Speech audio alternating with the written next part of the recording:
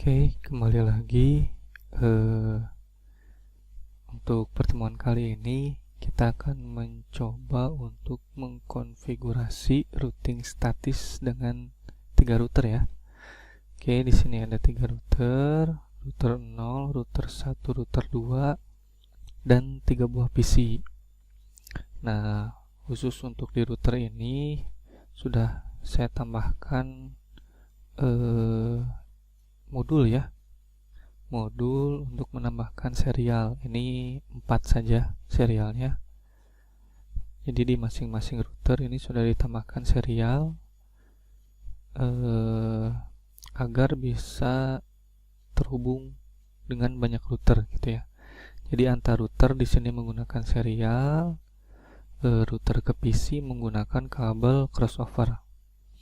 Nah, di sini saya sudah membuat catatan tentang IP address yang dipakai ya. Di jalur router 0 ke router 1 menggunakan IP addressnya yang 10, slashnya ini enggak slash 8 ya, pakai slash 24. Ini karena biar memudahkan saja sih untuk catatan ya. Ini nanti dari router ke PC menggunakan IP-nya yang sudah ditentukan, dan ini nanti untuk konfigurasinya ya. Nah, router 0 ke router 1 terhubung menggunakan kabel SE10. IP addressnya dia nanti diberikan 10.0.0.1 di sini ya. Nah, sementara ke bawahnya dia pakai 0254 dan seterusnya gitu. Nah, nanti untuk cara memasukkan IP address ini ada beberapa cara ya. Kalau yang saya sering pakai biasanya mengkonfigurasinya dari end user dulu atau dari terluarnya dulu, dari PC gitu ya. Terluar dulu baru nanti masuk ke routernya gitu. Nah, nanti setelah semua diberi IP, setelah semua nyala hijau, baru nanti kita masukkan IP root ya. Ini untuk static routing atau routing statis. Jadi nanti untuk merouting pasti di router ya. Pilih dulu routernya, misal ini router 0, di sini ada, kita masukkan IP root net tujuan atau network ya. Misal di sini 10 dan 20. Network tujuan, subnet masknya, baru next hop. Nah, next hop ini misal kita mau ke dari router 0 ke 1.0 ya. 192.168.1.0. Ya, kita next hopnya karena ini berhubungannya dengan router 1. Next hopnya ini yang ujung. Jadi 10.0.0.2. Pun ketika mau ke 192.168.2.1, misalnya ini nanti akan diberi IP address-nya .1 ya. Nah, ketika akan menuju ke PC2 dari PC0, next hop-nya atau IP root-nya dia tetap menggunakan 10.0.0.2. Karena ini tidak mungkin next hop-nya langsung ke ujung. Karena ini tidak berhubungan secara langsung. Yang berhubungan secara langsung itu hanya router 1. Jadi dari sini ke router 1 dulu, dari router 1 baru nanti dia ke router 2 dan lain sebagainya. Oke, kita akan coba konfigurasi memberikan IP address dulu ya untuk PC, baru nanti kita beri IP address untuk routernya. Oke, kita konfigurasi.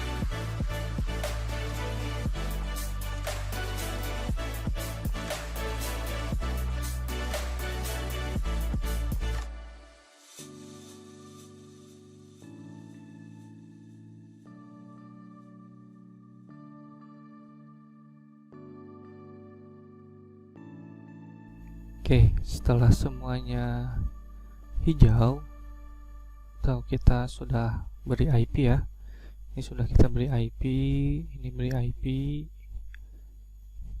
semua perangkat sudah diberi IP. Selanjutnya kita bisa ngecek dulu ya, kita bisa cek,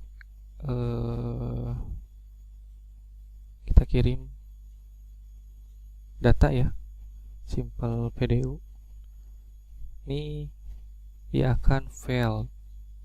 Kenapa? Karena ketika dia mau mencoba keluar dari router sini, dia bisa keluar. Nah, data nyampe ke sini dulu aja. Nah, sukses. Tapi ketika mau keluar ke ujung sini, ke router 1, dia tidak bisa. Kenapa? Karena bingung dari router 0-nya ini ada jalan ke sini, tapi apakah memang jalannya betul ke sini atau gimana? Makanya dia kembali lagi paketnya gitu. Jadi dia fail. Oke ya, makanya kita perlu untuk merouting. Oke, kita aplikasikan konfigurasi routing statusnya ya. Nih di sini sudah ada, kita masukkan.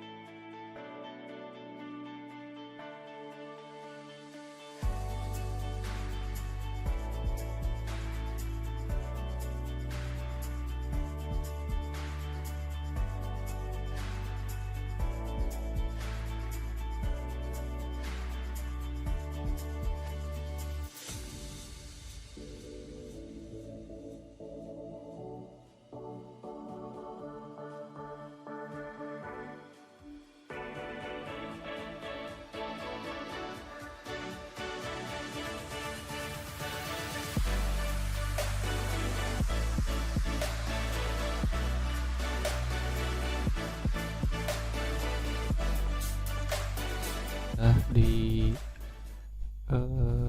aplikasikan IP root-nya ya. Untuk penjelasannya seperti tadi ya, ketika di router 0, next hop-nya itu yang paling penting itu next hop ya, karena data itu lompat hop itu ya.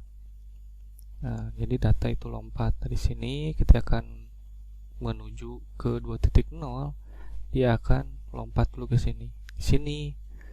Nah, yang krusial itu yang tengah. Ketika dia ingin ke 0.0, 192.168.0.0, next hop-nya itu yang ujung ini, router 0 ya. Nah, ketika akan menuju ke PC2, 192.168.2.1, dia next hop-nya yang sebelah kanan. Jadi di sini 11.0.0.2 ya. Ini perbedaannya seperti ini saja. Nah, cara mengeceknya kita bisa add simple PDU, kita kirim aja ke tengah. Nah, ini pertama pasti fail. Kenapa? Karena dia membuat jalurnya terlebih dahulu ya. Jadi mencatat jalurnya dulu. Oke, menuju ke PC1 jalurnya lewat sini nih, gitu ya. Oke, biasanya ketika sudah nyampe, jalur sudah terbuat, biasanya habis waktunya, ada timeout. Makanya di sini fail. Oke, ketika kita coba untuk mengirimkan lagi dari PC0 ke PC1, nah ini successful. Gitu. Oke, kita coba dari PC0 ke PC2. Oke, ini fail ya.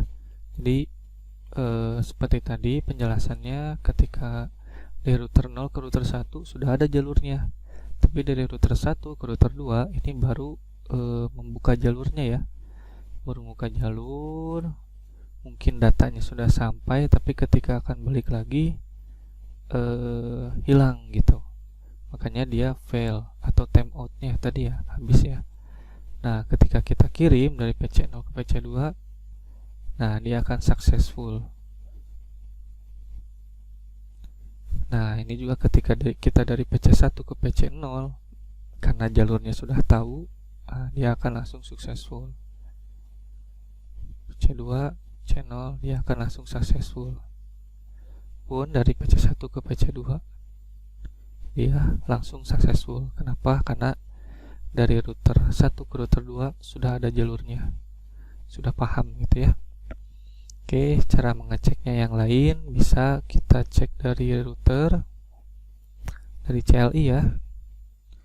Ini kalau di dalam config, kita keluar dulu deh, kita exit. Kita bisa show IP route. Nah, di sini ada show IP route, ada keterangannya ya. Kalau ada connected, ada S atau static ya, ada L lokal. Nah, ini yang C connected, dia langsung terkoneksi ya. Nah, dia terkoneksi ke 10.0000 katanya lewat serial 1. Oh iya, di router 0 ke router 1 dia pakai serial 1. Terus connected juga 192.168.00 networknya ya, fast ethernet 00. Oke, ini ke PC 0 ya. Nah, yang statiknya ini ada, kita tadi menambahkan 2 ya, IP route ke network 10 dan 20 melalui via ini next hopnya ya, 10.0.0.2. Oke ya, seperti itu. Nanti ini juga bisa kita cek yang di tengahnya, sama caranya seperti itu, show IP route. Oke, seperti itu dulu untuk konfigurasi routing statis dengan 3 router ya dan 3 PC. Oke, semoga bermanfaat.